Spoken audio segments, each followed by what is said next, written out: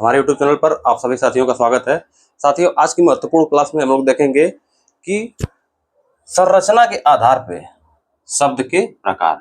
इसके पहले साथियों हम लोग उत्पत्ति स्रोत के आधार पे शब्द के प्रकार देखे थे, तो 5 प्रकार से थे: तद्भव, तत्सम, देशज, विदेशज और संकर। आज साथियों हम लोग संरचना के आधार पे देखेंगे कि शब्द कितने प्रकार से होते हैं, यानी बनावट के आधार पे, व्युत्पत्ति के आधार पे शब्द के प्रकार। तो सबसे पहला क्वेश्चन साथियों यही है कि संरचना के आधार पे शब्द के प्रकार। तो ये 3 प्रकार से होते हैं।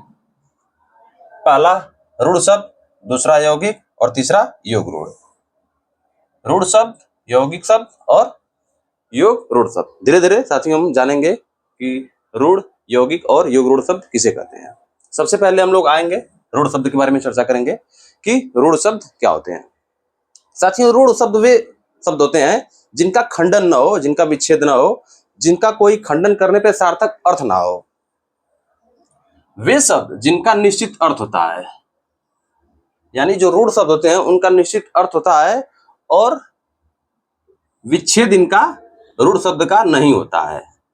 इसका मतलब साथियों क्या हुआ कि जो रूढ़ शब्द होते हैं, जो शब्द हुआ, जैसे छत हुआ, एग्जाम्पल के तौर पे देखिए, उदाहरण, जैसे मान लीजिए छत होते हैं, दीवार, छत वाली छत। तो छत का क्या मतलब है? एक शाब्दिक अर्थ, निश्चित अर्थ निकल रहा है इसका ना। छत मतलब जो चारों दीवार के ऊपर भाग होता है उसे हम छत कहते हैं। तो इसका छत हो गया। फिर दीवार देखिए, दीवार, तो कहने का मतलब है कि इसका निश्चित अर्थ है, दीवार हो गया। पंखा देख लीजिए, पंखा। तो इस शब्द को कहने से इसका अर्थ तो निकल रहा है, लेकिन इसका विच्छेद नहीं हो रहा। जैसे अगर हम छत का विच्छेद करें तो छ प्लस त। अब देखिए, ना छ का कोई शब्द खंड हो रहा है, सार्थक खंड, और ना ही कोई त का सार्थक खंड हो रहा है। सार्थक खंड का मतलब साथियों क्या होता है कि इसका अर्थ स अर्थ हो, अर्थ के साथ जिसका खंडन हो, उसे सार्थक शब्द कहते हैं। तो ये देखिए, इसका कोई सार्थक खंड नहीं होता है, इसका विच्छेद नहीं होता है, इसका लेकिन निश्चित अर्थ होता है। अगर एक शब्द आ गया छत, दीवार, पंखा, तो ये एक अर्थ को प्रेजेंट कर रहा है, रिप्रेजेंट कर रहा है।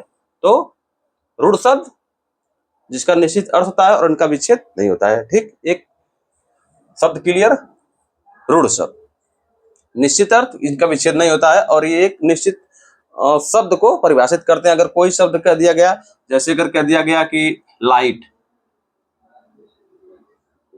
तो लाइट एक निश्चित अर्थ आ रहा है, एक लाइट प्रकाश देती है, लेकिन इसका अगर विच्छेद करें तो विच्छेद नहीं होगा। ठीक। अब साथियों दूसरा यौगिक शब्द। यौगिक शब्द किसे कहते हैं?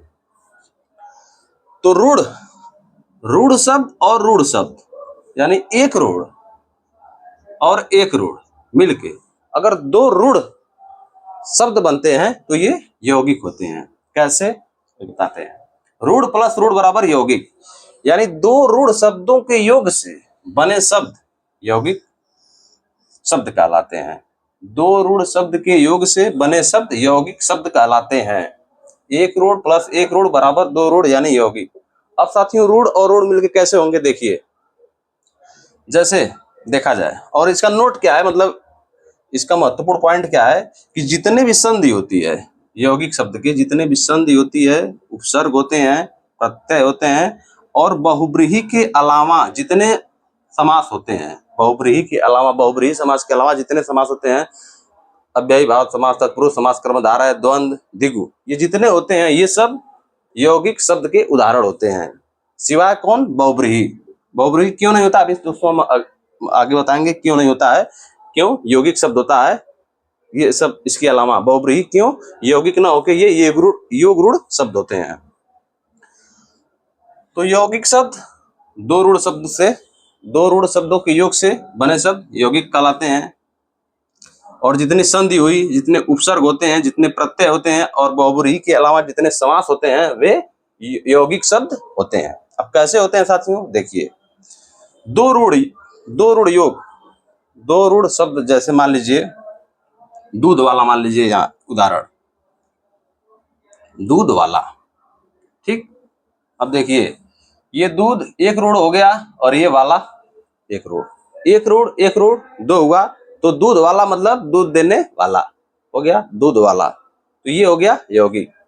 पीलापन ऐसे हो गया, और आग बबूला, ठीक, ये यौगिक शब्द हो गए।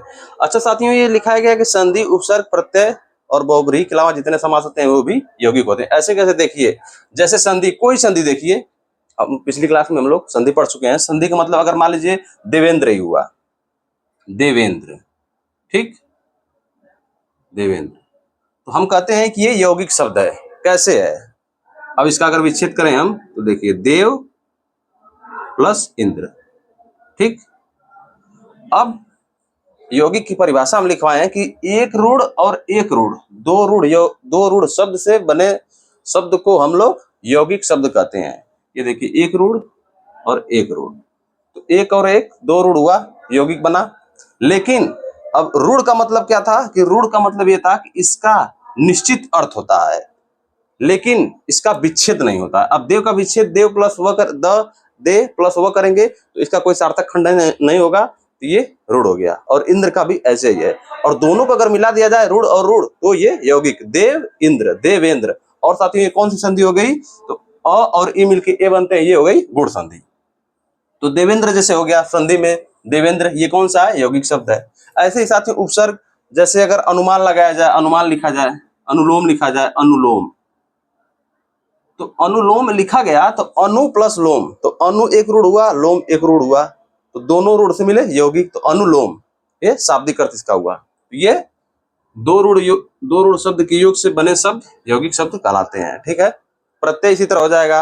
और बहुव्रीहि के अलावा जितने समास होते हैं, अगर साथियों मान लीजिए कोई समास हो, जैसे एकाएक, मान लीजिए एकाएक समास, एकाएक, एकाएक, तो एक के तुरंत बाद एक, मतलब ये अव्ययी भाव समास है। एक के तुरंत बाद एक का मतलब ये भी हो गया यौगिक शब्द ही हुआ, ठीक।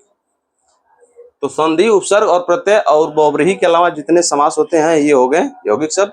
और यौगिक शब्द कौन से होते हैं? दो रूढ़ शब्दों से मिलकर बनते हैं। एक रूढ़, तो दो रूढ़ हो गया तो यौगिक। और रूढ़ का कोई विच्छेद नहीं होता है, इसका निश्चित अर्थ होता है। लेकिन यौगिक का विच्छेद करेंगे तो ये विच्छेद होगा, दो रूढ़ से होगा, और इसका अपना अर्थ होता है, ठीक है। अब योग रूढ़ शब्द कौन से होते हैं? योग रूढ़ शब्द देखिए, इसमें भी एक रूढ़ और एक रूढ़, दो रूढ़ है, लेकिन इसका जब अर्थ निकाला जाएगा तो अन्य अर्थ आएगा। अन्य अर्थ का मतलब क्या हुआ? जैसे नोट में क्या है यहाँ पे, बहुव्रीहि समास के जितने समस्त उदाहरण होते हैं, बहुव्रीहि समास के जितने समस्त उदाहरण होते हैं वो योग रूढ़ शब्द होते हैं। अब साथियों देखिए कैसे होते हैं। अब कहेंगे कि रूढ़, एक रूढ़ यहाँ मिला तो यहाँ पे यौगिक हो गया था, लेकिन ये क्यों योग रूढ़ शब्द हो रहा है? तो यहाँ पे साथियों एक रूढ़ और एक रूढ़ मिलकर यौगिक हो रहा था, लेकिन वो तीसरा अर्थ नहीं बता पा रहा था। जैसे अगर देवेंद्र हुआ तो ये तीसरा अर्थ नहीं बता पा रहा था, देव इंद्र एक ही हुआ। अब और बहुव्रीहि समास के जितने उदाहरण होते हैं और अन्य अर्थ उत्पन्न करते हैं। जैसे लंबोदर, लंबोदर है ना, देखिए पहला उदाहरण इसका योग रूढ़ का, लंबोदर। साथियों अगर लंबोदर का हम लोग विच्छेद करें, लंबोदर, तो देखिए लंबा प्लस उदर, ठीक। लंबा मतलब साथियों क्या होता है? बड़ा, और उदर मतलब पेट।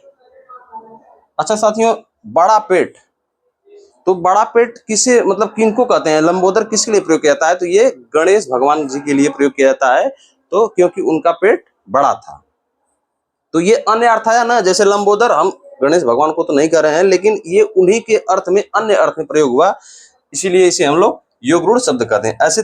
इसी तरह साथियों गिरिधर, गिरिधर का मतलब गिरी और धर को अलग करेंगे तो गिरिधर, देखिए गिरी प्लस धर, तो एक यौगिक, एक रूढ़ एक रूढ़, दो रूढ़, ये तो यौगिक हो गया। लेकिन अब गिरिधर किसे कहते हैं? गिरी को धारण करने वाले को गिरिधर कहते हैं, अर्थात श्री कृष्ण भगवान को। गिरी मतलब पहाड़, अधर को धारण मतलब पहाड़ को धारण करने वाले श्री कृष्ण भगवान, यानी अन्य अर्थ आ रहा है। ये हो गया योग रूढ़ शब्द। इसी तरह साथियों एक दंत, एक है दांत जिसके, ये गणेश भगवान। त्रिनेत्र, त्रिनेत्र, इसका विच्छेद करेंगे त्रि प्लस नेत्र, त्रि मतलब तीन, नेत्र मतलब आंख, तो त्रिनेत्र तो हो गया। देखिए एक रूढ़ एक रूढ़, दो रूढ़, ये तो यौगिक हो गया। लेकिन साथियों ये अन्य अर्थ प्रदान कर रहा है, यानी त्रिनेत्र किसे कहते हैं? शंकर भगवान को, उनके पास 3 आंख थी, ठीक है, इसीलिए इन्हें योगरूढ़ शब्द कहते हैं। त्रिनेत्र, एक दंत, ऐसे जितने बहुब्रीहि समास के जितने उदाहरण होते हैं वो हो गए योगरूढ़ शब्द। और यौगिक शब्द रूढ़ रूढ़ मिलते हैं, यौगिक बनते हैं, लेकिन इनका खंडन होता है, सार्थक खंड होता है। दो रूढ़ शब्द के योग से बने शब्द को यौगिक शब्द कहते हैं, ठीक। और इनका जो कोई भी संधि हो वो भी यौगिक शब्द है, कोई उपसर्ग हो रहा है वो भी प्रत्यय और बहुब्रीहि के अलावा, यानी बहुब्रीहि साथियों कौन सा होता है? योगरूढ़ शब्द होता है। लेकिन योगरूढ़ शब्द बस बहुब्रीहि समास ही होता है और कुछ नहीं होता है, यानी जितने बहुब्रीहि समास के उदाहरण है वो योगरूढ़ हो गए। अब साथियों आज की क्लास का सार देखिए। रचना के आधार पर शब्द 3 प्रकार से थे, रूढ़, यौगिक, योगरूढ़, ठीक है। रूढ़ शब्द कौन से थे? जिनका निश्चित अर्थ होता है, जैसे छत हो गया, इसका निश्चित अर्थ है लेकिन इसका कोई खंड नहीं हो सकता, इसका विच्छेद नहीं हो सकता। छत का अगर विच्छेद करेंगे तो कोई सार्थक खंड नहीं होगा, तो इसे हम लोग रूढ़ शब्द कहेंगे। यौगिक, रूढ़ प्लस रूढ़ मिलके बनते हैं यौगिक, लेकिन इसका अर्थ होता है, देखिए यौगिक दो रूढ़ शब्द के योग से बने शब्द यौगिक शब्द कहलाते हैं। और जितने संधि होते हैं, उपसर्ग होते हैं, प्रत्यय होते हैं, और बहुब्रीहि के अलावा जितने समास होते हैं, यानी अव्ययी, भाव, तत्पुरुष, कर्म, धारय, द्वंद्व, दिगु, ये सब यौगिक शब्द हैं। उसके बाद योग रूढ़ शब्द, बहुब्रीहि समास के जितने उदाहरण होते हैं वो योग रूढ़ शब्द होते हैं, ठीक है। तो बहुब्रीहि के समास योग रूढ़, और यौगिक कोई संधि उपसर्ग जो भी हो वो अपना हो गया यौगिक। और रूढ़ मतलब जिसका कोई निश्चित अर्थ होता है, जिसका कोई खंडन न किया जा सके, या खंड न किया जा सके, या उसका विच्छेद न किया जा सके, ठीक है साथियों। तो आज की हमारी क्लास यहीं तक थी, बहुत बहुत धन्यवाद। अगली क्लास में हम लोग इसके अगले वाले चैप्टर को देखा जाएगा। नमस्कार साथियों।